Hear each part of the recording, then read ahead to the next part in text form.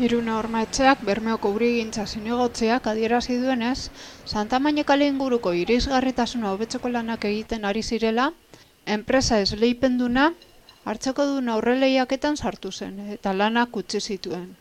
Hori dela eta lanak etenda egon dira, baina jakinarazi duenez, beste enpresa batek laster jarraituko du lan horiekin, ahalik eta arinen tramitazio guztiak egin ondoren. Santamañe kaleko lanak maiatzaren 7an hasi ziren, eta ekainean lan horiek egiten ari zen enpresak Bermeoko udalari komunikatu zion hartzekodun aurreleiaketan sartu dela eta lanak uzten dituela. Arazo horren aurrean, gauzak ahalik eta arinen konpontzen saiatu dira udaletik, eta behar diren tramiteak egiten. Lanak ahalik eta arinen berriro hasteko. Izan ere, oso garrantzitsua dira gune horretan irisgarritasuna bermatzeko.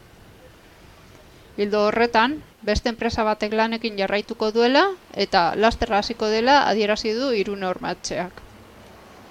Lan horien bidez, Santamañe kaleko espaloia zabaldu eta berrituko da Kurtzioko sarreraraino. Horretarako, Santamañe kaleko 16 eta 17 zenbakidun eragikinaren aurrealdean dagoen hesia eraitsi da. Hesi hori, bere garaian, jabego pribatu bat inguratzeko egin zen, baina gaur egun espaloi publikoa estutzen du, eta irisgarritasuna bermatzeko behar den zabalera eragozten du. Hori dela eta, Bermeoko udalak lur saio horren jabeekin akordio bat lortu du eta horren ondorioz hesia eraitsi da, eta lurzati hori erabilera publikora zabalduko da. Berrituko den espaloiaren luzera 135 metrokoa da, eta azalera 500 metro karratukoa. Santamañe kaletik Kurtzioko sarreraraino.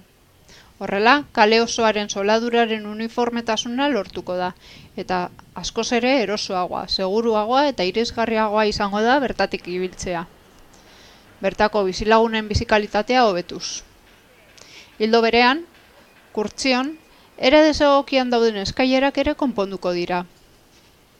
Irune Horma-Etxeak adierazi duenez, Santamañe kaleko lanak orain dela gutxi Almik eta Trake kaleetan egindakoak bezala, irisgarritasun plangintzaren barne kokatu behar dira. Bermeo herri irisgarria izateko, udalak irisgarritasun plangintza hori egin zuen, eta urtero aurrera pausoak emateko konpromisoa dagoela azpimarratu du.